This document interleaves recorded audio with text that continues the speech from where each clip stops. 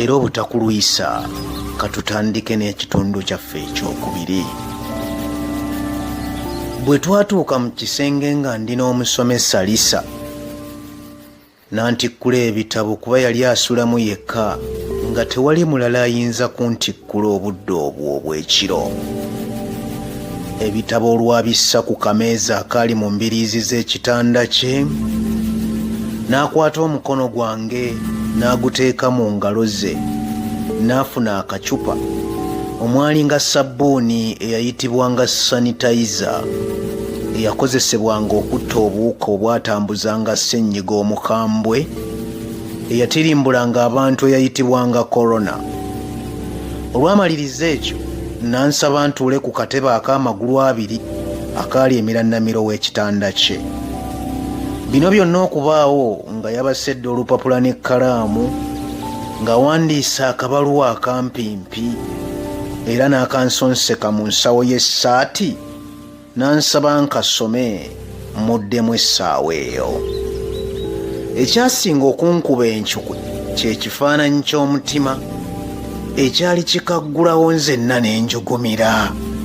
Anti wuliriza, akabaluwa kano kaali kasoma bwe kati: Hi morning star, I am glad being your teacher. I have come to love you so much. I can't hide it anymore. It always makes me sad when you're absent in my class. You're such a shining star, and I care about you dearly. Ever since I joined Chitakule boarding school, you light up my world. But always remember that hot, interesting perfume you use turns me switched. This very night, I'm proposing we compose a practical film. Don't worry, all rights reserved. I'm gonna be the film director, and you deserve to be a film star. But just know, I hate the word no from you. Akabaluwa kano nakasomanga nkankana olw'okutya ng'eno omusomesa Lisa bw'antadde emikono gye ku bibegabega byange. Engeri gye nnali nkyali kimbuye anti nga nnina ensonyi ate nga n'ebyensi sinnabigenda nnyo, nakaluubirizibwa nnyo okutegeererawo amakulu agaali mu kabaluwa kano. Wabula mba nkyebuuzabuuza ng'ate bwe neddamu ng'atatte mukago. Lisa kyava ddira olugalo lwo olwa kikwemmembekedde n'alusonga ku kifaananyi eky'omutima ogwali guwundiddwa mu kabaluwa ke yampa.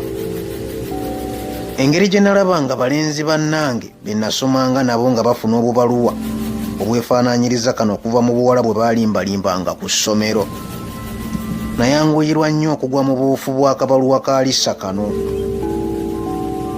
Wabula kino kyanneewuunyisa nnyo omusomesa okumpandiikira ebbaluwa ey'engeri eno, kuba nali sifunangayo omuntu yenna yali akikoze kino, era nange n'ensalawo ngikukulire. Ne gye buli eno ntera n'engisikayo n'engiyisaamu amaaso. Nga ntudde n'akamaliriza okugisoma, mpulira embukadde mu mmeeme yange nkyagyefumiintirizaako. Lisa ntaddeko amaaso bw'agamoozoola alinda ekiva mu sseddume. Ndi awo gammyuse ng'omutezi ebyokumuddamu bikyambuze. Empale empanvu eyali ewanikiddwa ku musumaali ogwali waggulu w'akatebe ke nali ntuddeko eyalimu ebisumuluzo ebiwera, kyeyava eva waggulu n'enekkata ku ssekalootera. Lwakwekaza naye byannoza, era nalwana nnyo okuwakanya ebiyengeyenge bireme kujja. Lisa olwandaba nga ntunula omukoŋŋa yayanguyiriza nnyo okugiggyawo n'agiteeka wansi w'ekitanda. Naye nkizuula luvannyuma nti yali ya musomesa mpiso eyali yakaweerezebwa mu kkomera olw'okugezaako okutolosa omuyizi omuwala ow'ekisulo. Naye ebibuuzo byanneetuumako akaseera ako nga neebuuza bwe neddamu engeri empale eno gye yatuukamu mu kasenge k'omusomesa omukyala ate omupya kyajja kitya. Ziba ziwera ssaawa 7 ogw'ettumbi nga Lisa alaba omwoyo ngumalidde ku mpale ya mpiso, kwe kumbogolera mu ddoboozi ekkangufu ng'era yeekaza bw'abeera. Nti oli ku ki? Yobadde kyatalaba nsi, nze kiwuka eno. Olwawulira bino ng'ate mulaba asoobereza amagalo, newankubadde yalina obugalo obulungi naye ganfuukira amagalo essaawa eyo.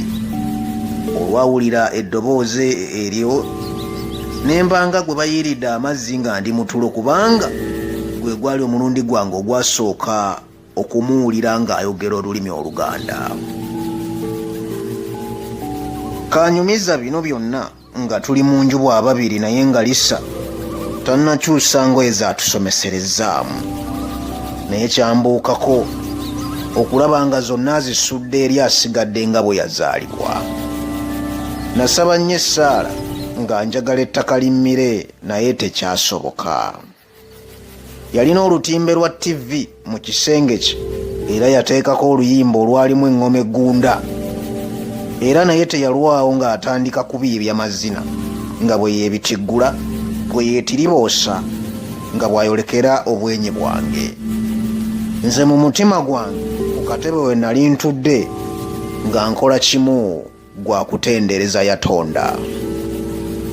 Ziba ziwera ssaawa nga 9 ogw'ekiro nga Lisa essuubi ly'ekigendererwa kiritandise okumuggwamu, kwe kungwako ekiyiifuyiifu omugole ekyagwa ku nkyakya za bba n'anvumbagatira, era nange n'empondooka n'ensituka mu katebe we nali ntudde.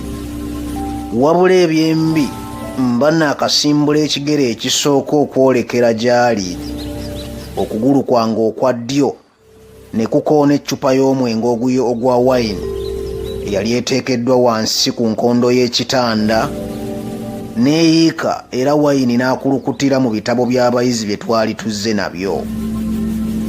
Olwasituka ne mukubamu ekigere n'enseerera, yogayoga ng'amannyo nga kubye ku nkondo y'ekitanda, era 2 ku go ne gabuukamu. Omuntu eyalina akazigo n'enfuna omuzigo gwe ndabako ne gyebuli eno. Wabula kyannema okutegeera oba akakyala kano kaalimu oluli olusawo, kuba kaalinawo eddagala ery'obuwunga lye kaateeka mu kibuno kyange omusaayi ne gulekeraawo okutiiriika. Amangu ddala ng'omusaayi gwakalekeraawo okutiiriika, nzize mu nteeko, olwo nga n'ebyolungereza tekakyabimanyi, kafuuweta Oluganda oluwedde emirimu. Kyekava kaŋŋamba mu ddoboozi ery'ekisa nti, Essaati ebunye omusaayi gijjeemu. Nange saalonzalonza kuba kyali kirabwa n'ayonka nga njijjamu. Ononsonyiwa okukayitakka kali kaali kantu kabalagavu, ate nga ne bw'oba toyinza butakatwalira mu ttuluba ly'abakka, kubanga kaali kawala kagogofu, akateefu, ate akasanyusa amaaso. Naye oba okuggyamu essaati olw'omusaayi ogwanva mu kibuno yali mmanduso yaako, kuba olwagijjamu ne kaddamu mu ddoboozi ery'ekisa nti gira tugire. Amangu ago yaswakiira ng'enswera n'abuuka neesukkiza ng'enkima nanneerippa ku mugongo, yogayoga ne twerindiggula ku kitanda. Amangu ago n'asika ekikunta, ekigoye ekiweweevu ekyakolwa mu ppamba n'akimbuutikira. Olw'okuba enkuba yali efuuyirira nga n'oluwewo gye luli olwambuutikira mu kippamba, n'empulira obulamu nga bukomyewo, anti kyali kibuguma bulala.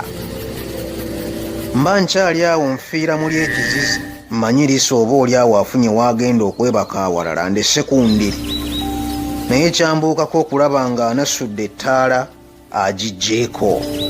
Olwo najja ne yeekukuutiriza mu kippamba kyange. Mba nkyesisiggiriza nga mpulira emmeeme enkubagano. Lisa kwe kuŋŋamba mu ddoboozi eggweweevu nti, kaakati. Aba yaakakimalayo ati ne tuwulira akonkona.